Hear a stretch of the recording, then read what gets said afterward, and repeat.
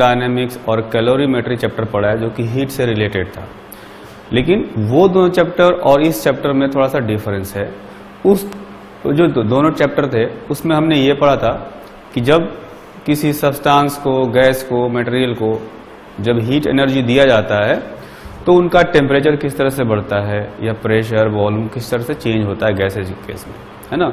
यहाँ पर हमने टेम्परेचर का जो चेंज है वो सब चीज़ें जो है वो, या प्रेशर का चेंज है, वॉल्यूम चेंज है, वो सब हमें यहाँ पर नहीं देखना है।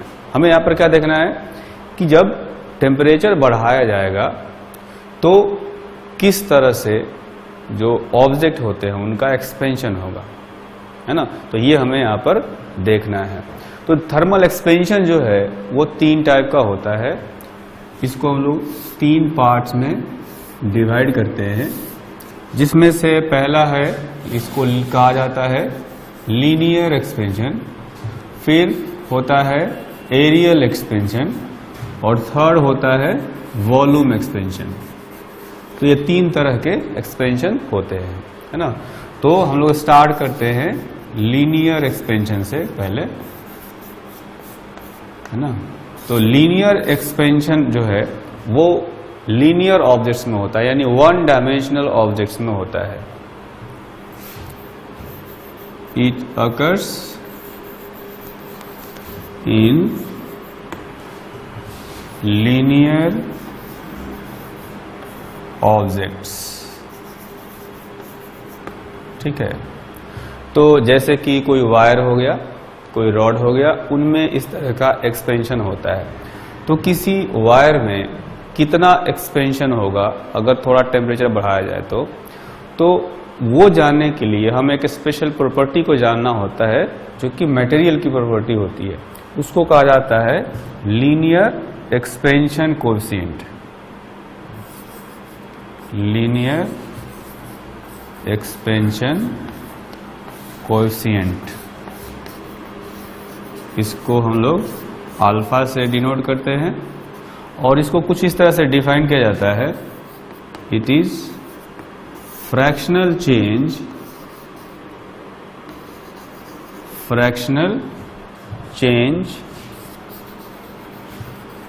in length per unit change in temperature, per unit change in temperature। तो अगर इस अल्फा को मैथमेटिकली लिखा जाए जैसा कि डिफिनीशन में बताया गया है, तो हम लोग लिखेंगे फ्रैक्शनल चेंज इन लेंथ। ये क्या हो गया? Change in length bye original length. ये हो गया fractional change in length per unit change in temperature. तो अगर इस फॉर्मूले को हम लोग रीअरेंज करें तो आप देख सकते हैं कि यह आएगा delta L by L is equal to alpha delta T, यानी delta L is equal to L into alpha delta T. ठीक, तो ये फॉर्मूला आया। इस फॉर्मूले को थोड़ा सा हम लोग एक्सपेंड करके लिखेंगे। तो चेंज इन लेंथ यहां पर देखेंगे है, चेंज इन लेंथ को लिखेंगे L2 minus L1 is equal to, ये ओरिजिनल लेंथ है जो कि इनिशियली हम लोग इसको L1 लिख सकते हैं, into alpha into delta T. Delta T को लिखा जा सकता है T2 माइनस T1, यानी final temperature minus initial temperature. तो यहां से L2 जो होगा इसकी वैल्यू आएगी L1 into 1 plus alpha into T2 minus T1। ठीक है, तो ये एक स्टैंडर्ड फॉर्मूला है जिसमें L1 जो है उस ऑब्जेक्ट का लेंथ है at temperature T1, length at temperature T1 degree Celsius, and L2 is length at temperature T2 degree Celsius. उसी तरह से ये जो अल्फा है, वैसे तो ये अल्फा कांस्टेंट रहता है, लेकिन फिर भी टेम्परेचर के साथ में थोड़ा सा वेरिएशन आता है, और थोड़ा सा जो वेरिएशन है अगर उसको कंसीडर किया जाए तो अल्फा जो है वो T1 टेम्परेचर पर लेना चाहिए, क्योंकि T1 को हमने ओरिजिनल टेम्परेचर माना है, मतलब जिस पर उसका लेंथ ओरिजिनल L1 था, है ना। तो कहेंगे कि alpha is given at temperature T1 degree Celsius. तो ये ध्यान रखना है कि अगर अल्फा का टेम्परेचर दिया गया हो तो अल्फा को T1 टेम्परेचर पर रखना है, ठीक। तो ये जो हमने अभी कॉन्सेप्ट सीखा है, इस कॉन्सेप्ट पर बेस्ड एक एग्जांपल करते हैं। ये एग्जांपल है कि if A rod of length L at 27 degrees Celsius has coefficient of linear expansion 0.00125 at 0 degree Celsius, है ना। मतलब कि ये जो अल्फा है इसका टेम्परेचर जो है 0 डिग्री सेल्सियस दिया गया है। We have to find the temperature when length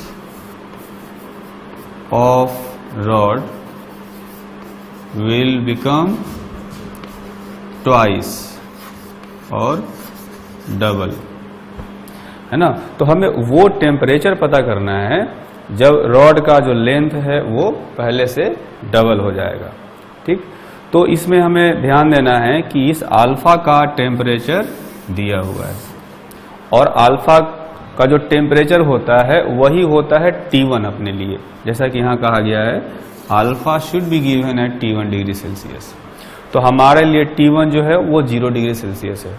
अगर कोई स्टूडेंट इस क्वेश्चन को इस तरह से सोल्व करे कि 2L is equal to L 1 plus alpha 0.00125 into T minus 27, है ना। कोई स्टूडेंट ये मान लेता है कि जो 12 लेंथ है वो T टेम्परेचर पर है और L लेंथ जो है 27 पर है। तो L लेंथ 27 पर सही है, दिया हुआ है, लेकिन आप देखेंगे यहाँ पर कि ये जो अल्फा है ये अल्फा 27 पर नहीं दिया हुआ है ना। तो यहां पर कहा गया है कि अल्फा जो है T1 टेम्परेचर पर होना चाहिए। ये अल्फा है लेकिन इस T1 टेम्परेचर पर नहीं दिया हुआ है। अल्फा का टेम्परेचर तो 0 डिग्री सेल्सियस था, है ना। तो उस हिसाब से ये जो फॉर्मूला है ये गलत हो जाएगा। इस तरीके से इसको सोल्व हम लोग नहीं कर सकते हैं, ठीक। तो ध्यान रखना है कि जब भी अल्फा का टेम्परेचर दिया हो तो उसका टेम्परेचर को हमें T1 मानना है ना। लेकिन ऐसा होता है कि 99% केसेज में अल्फा का टेम्परेचर नहीं दिया होता। अगर अल्फा का टेम्परेचर नहीं दिया होता, अगर ये 0 नहीं दिया होता 0 डिग्री सेल्सियस, तो फिर ये फॉर्मूला सही था, फिर इसको यूज करके हम लोग क्वेश्चन को सोल्व कर सकते थे, है ना। तो 99% केसेज में अल्फा का टेम्परेचर नहीं दिया होता और तब हम लोग ये फॉर्मूला यूज कर सकते थे। तो बाय चांस अगर अल्फा का टेम्परेचर दिया हो तब हम लोग कैसे सोल्व करेंगे, इसको हम लोग यहां पर आगे देखते हैं।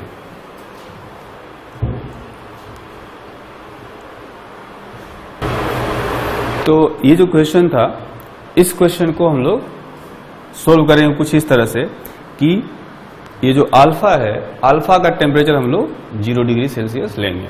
तो आप देखें इस क्वेश्चन को हम लोग ऐसे कर सकते हैं कि L1 is equal to L0 1 plus alpha into T1 minus 0, ठीक है। मैं इसको फिर से लिखता हूं, L1 is equal to L0 1 plus 0.00125, T1 की जो वैल्यू है ये रखेंगे 27 माइनस 0, है ना। अब आप देख सकते हैं कि ये जो L1 लेंथ है ये एल नॉट लेंथ जो है ये हमने 0 डिग्री सेल्सियस पर ले लिया है ना, L not at 0 degree Celsius. तो ये लेंथ हमने 0 डिग्री सेल्सियस पर लिया और ये जो अल्फा है ये भी 0 डिग्री सेल्सियस पर दिया हुआ है। ठीक, तो अल्फा का टेम्परेचर जो 0 था उसको हमने यहाँ T1 ले लिया है ना, और ये T2 हो गया है। तो अब ये फॉर्मूला सही है। उसके बाद अगर जो लेंथ है L2, L2 का मतलब हो गया, इसको मैं सिंपल लिख देता हूँ L1 और इसको लिख देता हूँ 2L। पहले लेंथ L था 27 पर और अब जो है ये 2L हो गया। ओरिजिनल जो है 0 डिग्री सेल्सियस पर L नॉट लेंगे 1 + 0.00125 और ये वाले लेंथ का टेम्परेचर हमें पता करना है जो कि T माना जाएगा, है ना, और जो इनिशियल टेम्परेचर है वो 0 लेंगे। तो अल्फा 0 डिग्री सेल्सियस पर है और ये जो लेंथ है वो भी 0 डिग्री सेल्सियस पर है। ठीक, ये फॉर्मूला देखें, ये जो फॉर्मूला है यहाँ पर हमने कहा ये वाला लेंथ और ये अल्फा दोनों इस टेम्परेचर पर दिया होना चाहिए। तो अभी जो हमने फॉर्मूला यूज किया है यहाँ पर, इसमें वैसा ही है, ये वाला लेंथ ये वाला अल्फा इस टेम्परेचर पर दिए गए हैं, फिर ये वाला लेंथ और ये वाला अल्फा इस टेम्परेचर पर दिए गए हैं। तो यानी अल्फा का जो टेम्परेचर दिया है उसको रेफरेंस टेम्परेचर हमने मान लिया। अब इनको सोल्व करेंगे, हमें क्या करना, बस इनको डिवाइड कर देना है। तो अगर इसको ऊपर वाले से डिवाइड कर देंगे तो L divided by L not 1 + 0.00125 into 27 - 0। ठीक, तो सोल्व करने के बाद जो है फाइनली T का जो वैल्यू आएगा वो आएगा 854 डिग्री सेल्सियस। ठीक है, या ये भी कह सकते हैं अगर केल्विन में लिखें तो 1127 केल्विन, ये आ जाएगा इसका आंसर। अब इसके बाद एक और एग्जाम्पल करेंगे। ये एग्जाम्पल जो है पहले जेई में आ चुका है ना। एग्जाम्पल ये है कि इसमें आप देखेंगे कि 2 मेटालिक रॉड जो कि डिफरेंट मेटल के बने होंगे उनको कुछ इस तरह से ज्वाइंट कर दिया गया है कि इनका ज्वाइंट कभी छूटने वाला नहीं है ना, काफी मजबूत जोड़ है यहाँ पर। और ये जो है ये कितना भी एक्सपेंशन हो कुछ भी हो ये टूटेगा नहीं, है ना। तो अब ऊपर वाला जो रॉड है इसका लेंथ हम लोग मान लेते हैं कि L1 है और इसका एक्सपेंशन कोएफिशिएंट α1 है। नीचे वाला जो रॉड है इसका लेंथ मान लेते हैं L2 है और इसका एक्सपेंशन कोएफिशिएंट α2 है। ठीक, और ये जो दिया गया है ये दिया गया है एट टेम्परेचर T, कोई टेम्परेचर T पर दिया गया है। अब इस क्वेश्चन में हमसे ये पूछा गया कि ऐसा कंडीशन फाइंड करो जिससे कि इनका लेंथ का जो डिफरेंस है, ये वाला जो डिफरेंस है वो इंडिपेंडेंट ऑफ टेम्परेचर चेंज हो जाए। मतलब टेम्परेचर तो चेंज हो रहा हो, इनका एक्सपेंशन भी हो रहा हो, लेकिन ये जो डिफरेंस है वो चेंज नहीं हो। तो इसको हम लोग लिख सकते हैं एक बार कि find the condition so that difference of length is independent of temperature change, है ना। तो ऐसा क्या कंडीशन होना चाहिए जिससे कि इनके लेंथ का जो डिफरेंस है वो टेम्परेचर चेंज से इंडिपेंडेंट हो। ठीक, तो इस क्वेश्चन को हम लोग यहां पर आगे सोल्व करेंगे। तो इस क्वेश्चन को आप देखें, इसमें इनिशियल टेम्परेचर T दिया गया है और लेंथ जो है वो L1 है। जब टेम्परेचर इनका चेंज करेंगे तो क्या होगा, इसका लेंथ जो है मैं मान लेता हूं कि L1 डैश हो गया, है ना।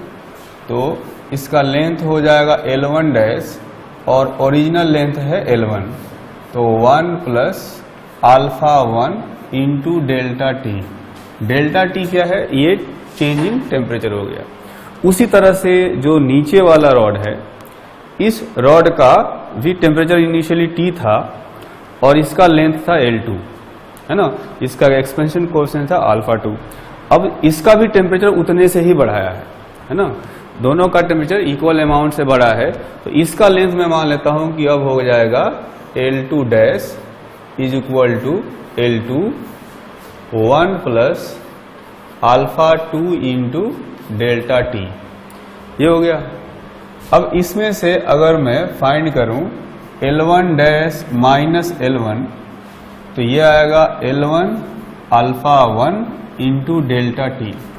उसी तरह से इसमें से मैं फाइंड करूं L2 डैश माइनस L2, तो ये हो जाएगा L2 alpha 2 into delta T. ठीक। अब इस क्वेश्चन में हमसे ये कहा गया है कि किसी भी टेम्परेचर पर इनके लेंथ का जो डिफरेंस है ये कांस्टेंट रहना चाहिए, है ना। तो ये डिफरेंस कांस्टेंट तब रहेगा जब दोनों में जो एक्सपेंशन है वो इक्वल हो। अगर इसमें जितना एक्सपेंशन हुआ उतना ही एक्सपेंशन इसमें भी हो तो क्या होगा? तो उस कंडीशन में इनका लेंथ का डिफरेंस इक्वल रहेगा। तो आप देखेंगे कि ऊपर वाले रॉड में एक्सपेंशन इतना है और नीचे वाले रॉड में एक्सपेंशन इतना है। अगर ये दोनों इक्वल हो गए तो इनके लेंथ का डिफरेंस जो है वो कांस्टेंट बना रहेगा। तो हम लोग ये कह सकते हैं कि जो कंडीशन हमसे पूछा गया है उस कंडीशन को फाइंड करने के लिए इनमें जो एक्सपेंशन है उस एक्सपेंशन को इक्वेट कर देंगे। ठीक है। तो L1 डैश माइनस L1 की वैल्यू आएगी वहां से L1 alpha 1 into delta T, और L2 डैश माइनस L2 की वैल्यू यहां से रखेंगे L2 alpha 2 into delta T. तो डेल्टा टी और डेल्टा टी कैंसिल हो गया और ये कंडीशन आ गया L1 alpha 1 is equal to L2 alpha 2। ठीक। तो ये वो कंडीशन है जिससे कि इनका जो लेंथ का डिफरेंस है वो कांस्टेंट बना रहेगा।